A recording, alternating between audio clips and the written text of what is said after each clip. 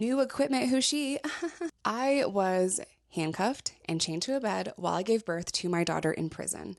And so often people try to discredit that experience and say, oh, no, they can't shackle pregnant women anymore. I gave birth to my daughter in 2012. Federally, you're not allowed to chain pregnant women to the bed. And a lot of these policies that were written, they were written with the idea of men in mind. They were not written, thinking that a woman would give birth in prison. And then what happened? The prison population on the female side skyrocketed, right? Maybe it's not a good idea to chain a pregnant woman in labor to the bed. Maybe it's not a good idea to chain her up for 2 days in bed. That's what happened to me. First of all, how are you going to tell me what I did or did not experience? That is my birth story. You were not there. I don't care that you read a Google article saying that they can no longer shackle pregnant women. That's great, but that was at the federal level. When I was giving birth to my daughter, my handcuff was chained to the bed. I had one handcuff, wrist, bed.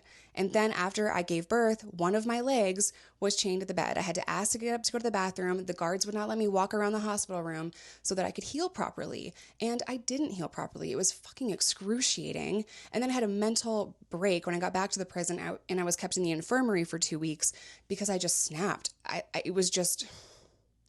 had 9 months to prepare. And I knew it was going to happen. I saw other women go through it and come back to the prison after they have their babies, and they seemed okay. And that was my first real experience with, hey, we all handle trauma differently. And I did not handle it well. But what I will not tolerate is people coming to the internet and telling me that I did not experience that, because I know that I did. I know that I was in the hospital for 2 days, and I know that I was chained to the bed for 2 days. And while I was giving birth, while I was in labor, my wrist was chained to the bed. What you're not going to find is officers saying, hey, we chained Kent up. That's not going to be in paperwork. That's prison policy. If you go to an outside hospital or an outside facility and you're an inmate, you're going to be in handcuffs and shackles. That's prison policy. So they're not going to write that up. They're going to say, oh, Jessica Kent left, or she wasn't present for count, came back to count, wasn't here for count because of medical. That's all you'll see is their records of where I am. You're not going to see what they're actually doing. Just like when I was pepper sprayed and then not decontaminated, it is their policy that if you're pepper sprayed, they have to take you to medical and rinse out your freaking eyes. A lot of the times the COs will just throw you in solitary confinement. Do you think for 1 second that they're going to write up in their report, yeah, I had to pepper spray Kent, but I didn't decontaminate her and I threw her in a solitary confinement cell where medical needs were not met?